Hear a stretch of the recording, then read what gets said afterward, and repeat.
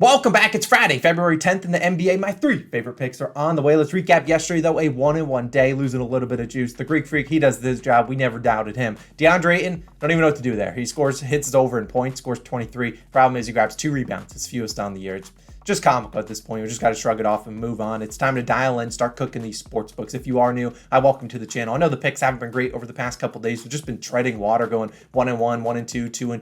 Today we're going 2-1 at worst. Let's go 3-0 though. I want to bring out the brooms tomorrow morning. If you're new, hit that subscribe button, drop a like too. And as I talked about earlier this week, we do have a great offer from Bet365, thanks to our friends at dimers.com, but it's now live in Virginia, also is live in Ohio, New Jersey, Colorado. So you can claim this line. All you got to do is sign up using our link, top link in the description, deposit $10 and bet $1 on the money line of any NBA game or the big game on Sunday between the Chiefs and the Eagles. If you're curious, and you'll receive $200 in bet credits to use. So take advantage of that. All the details are down below in the description if you want to sign up. Bet365, interesting sportsbook, but it's always great to have different sportsbooks so you can shop different lines. All the details, like I said, down below in the description. And if you're curious when my Chiefs Eagles video will be live on Saturday, but my picks will be live later today for the COS All-Stars. Let's dive into the favorite plays, go into the best bet of the day. It's a guy that we love on the channel. His name's De'Aaron Fox, over 30.5 points plus assists, minus 117 on Caesars. And Fox has been pretty good to us this season. And Fox does, if he's going to start off slow, don't be worried. Sometimes in the first half, he takes it off, so if you want to go for a live bet, don't mind that either. But Fox has been pretty good this year, and we're taking his over 30.5 points plus assists. I'd probably play this up to 32.5.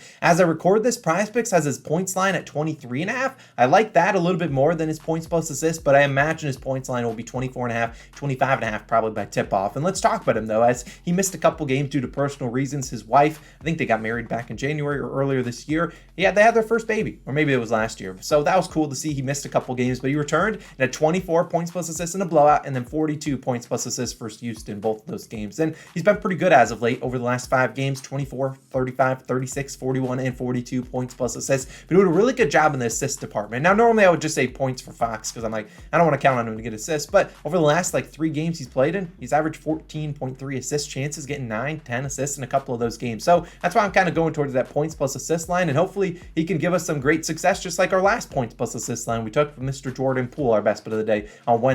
Now, today Fox will be against the Mavericks. They're back at home in Sacramento, and the Mavericks likely get Luka Doncic back. Not 100% sure, but I imagine Luka's back in the lineup, and Kyrie Irving is probably active too. And since they traded and did that big trade, their defense is not going to be as good. Spencer Dinwiddie, solid defender, but more importantly, Dorian Finney-Smith, a very good defender, obviously now in Brooklyn. And for the Fox, let's be honest, he's the Kings offense. He's going to be the guy that's going to have the ball in his hands a lot, and if they're trailing in the second half, even in the fourth quarter, yeah, Fox is going to be taking almost all the shots, or at least facilitating this offense with Sabonis. And these are two teams that are right neck and neck with each other in the Western Conference standings. So while this doesn't necessarily, look like a big game, given we're in February, but it's a big game towards the end of the year, and I think they're going to show up, and I don't expect a blowout here. And that's normally how Fox goes under. It's a blowout, and assuming this game's close, Fox will play all of his minutes, and he's been pretty good. He's over this line in 15 of his last 25 games with 15 or more field goal attempts. A lot of his misses are coming when he's going to end with 27, 28, 29, 30 points plus assists. I mean, he's done a really, really good job, and I think he's going to continue to play really well at home. So I don't mind if you want to go to his regular points line. I don't mind that. If the difference between his points and his points plus assists is 7, I'd probably lean towards just taking the points because he's going to need to score a lot of points today. But Fox over this line in 8 of his last 12 home games with 15 or more field goal attempts. I'm confident he at least attempts 15 or more today, and he's been pretty good. His last game against Dallas, granted it was last March, 44.6 assists, and like I said, he's done a really good job. He's going to shoot the ball a lot. He's going to facilitate this offense. Sabonis hasn't been as great as of late. So I think Fox is a big day. He's our best bet of the day. We're putting 1.5 units on it. If you don't know what units are, just a bankroll management term, I suggest putting more on Mr. Fox than my next 2 plays. But I think he has a great chance to come back and get us another best bet win, make us 2-0 since it's a return. Give me De'Aaron Fox over 30.5 points plus assists. Now let's keep it moving though and go to 2 more plays. It's a guy that's also made us some money recently. Brandon Ingram, I like, is over 23.5, which is currently 23.5 points, currently minus 125 on DraftKings. Now, you can play this at 24.5. Personally, I don't really like 25.5, which is available on PrizePicks and Underdog. While I do like those 2 apps, I don't really want to take it there. I think point 24.5 is pretty sharp for Mr. Ingram, and you could take his points plus assist line if the difference is only like 4 or 5 there. Now let's talk about Ingram though.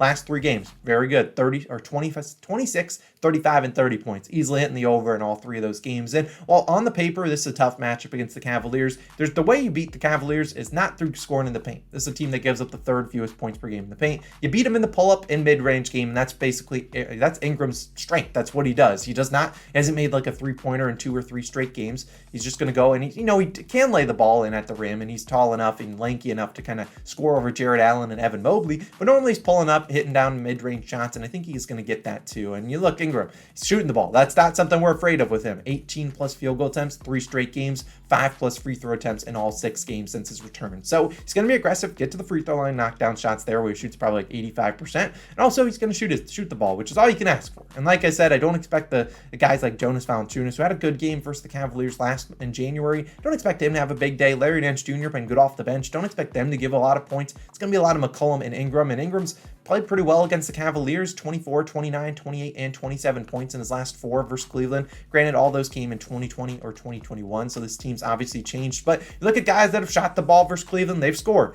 18 of the last 25 guys with 15 or more field goal attempts versus Cleveland have hit this over, 23.5 points. You look at all 7 guys that went under, they attempted 15 or 16 shots. So basically anyone that's getting out there and attempted more than 16 shots is going to hit the over against the Cavaliers, who are a good defense. But if you're going to shoot against a team, you're probably going to score. And Ingram, a guy that's attempted 17 or more field goal attempts in all 6 games since his return. And several of those games included games he was on a minutes restriction. So we know Ingram, not afraid to shoot the ball with Zion out. It's going to be Ingram, going to be McCollum. I think but Ingram has a little bit better of a matchup, even though he might be seen by guarding by probably, I assume they guard him with Evan Mobley, but we'll see. Evan Mobley, obviously a tall guy, but can he move his feet as well with a guy like Brandon Ingram? I think Ingram can get to the free throw line, knock down his shots, and as long as he doesn't shoot, terribly from the field, they can get us 24 points, hopefully 25 for the people that take it at 24.5. Really like Brandon Ingram. Almost considered him as the best bet of the day. I like his over 23.5 points. For my 3rd and final play, it's going to be a big volume play, a play that I don't expect a ton of people to be on today, which is fine with me. It's going to be Norman Powell of the Los Angeles Clippers over 19.5 points, which is currently minus 120 on points bet. Now you can take this at 20.5 if you want to. And DraftKings, as I record this, didn't have a line this morning, but I imagine they opened that up around 20.5. And you look at the Clippers, though, I'd say volume play because these are the people the Clippers are without. Without Kawhi Leonard, and they're going to be without Luke Kennard and Reggie Jackson, who both were traded away. And the guys that got back in return, Bones Highland, he's out. Got probably Eric Gordon, Mason Plumlee. All these guys are out. So you're going to see a guy like Norm Powell basically be thrown into the lineup to say, you know what, we need you to go out there and score. And the Clippers offense is basically going to be Paul George and Norm Powell. Those are the main 2 guys. Terrence Mann and Marcus Morris will probably do their job, scores, some points, but Norm Powell's going to have to go out there and shoot the basketball. I mean, they're playing against the Milwaukee Bucks, a team that does play pretty fast. And while we don't necessarily know if the Bucks are going to play all their starters, they're obviously on a back-to-back. We've seen the Bucks rest guys on back-to-backs all year long, but maybe they play the guys here. Probably not, given that the All-Star break's only a couple days away. But we look at Powell, played really well in general as of late with Kawhi Leonard active. He scored 27, 26, 24, 14, and 24 points in his last 5. So easily hit the over in 4 of his last 5. That included 26 against the Bucks, who he again sees today. Assuming this Bucks team plays their starters, we're going to see Drew Holiday likely go out there and guard a guy like Paul George. So I think Norm Powell has the matchup here to take advantage of. And when I fully expect him to shoot 15 plus times, he needs to go out there and shoot the ball in the season. 10 games with 15 or more field goal times, hit the over in 8 of 10. His only 2 misses were 18 and 19 points. So just finishing a bucket short of what he needed to get. He's also a guy that can get to the free throw line, which we like to see. Shoots over 80% from the free throw line. So I think a guy like Norm Powell, he's going to knock down some threes, knock down his mid-range shots, also can get to the rim. He can dunk on people. I think he just dunked on Julius Randle a couple games ago in Madison Square Garden. I think Powell, given who's out for this Clippers team, they're going to be down to like a 7-8 man rotation with all the injuries and guys that are just being traded and won't play today. I think Powell's going to have to go out there, score 20 points, hopefully maybe more if you want to ladder it up. I think Norm Powell has a great game. We'll take his over 19.5 points. And those are my 3 favorite plays. 2 I did consider. I won't put them up on the screen. I was looking at Pascal Siakam under 25.5 points. I have terrible track record with the Raptors, so probably Siakam's going to drop a 30 piece. That's just how it works when a bit of Raptors prop. And then Dylan Brooks, I didn't mind his under 15.5 points plus rebounds. Brooks has been really, really bad lately. Problem is, I feel like the moment I hop on a Dylan Brooks under, he's going to go absolutely scorched earth and just knock down 5 of his 6 shots and just screw you. So I'm going to avoid him. I'm just going to stick to my 3 plays with Norm Powell, Brandon Ingram, and De'Aaron Fox, our best bet of the day. 1 units for the first 2, and then obviously 1.5 units for Mr. Fox in that order. So let's have a great day. Let's go 3-0.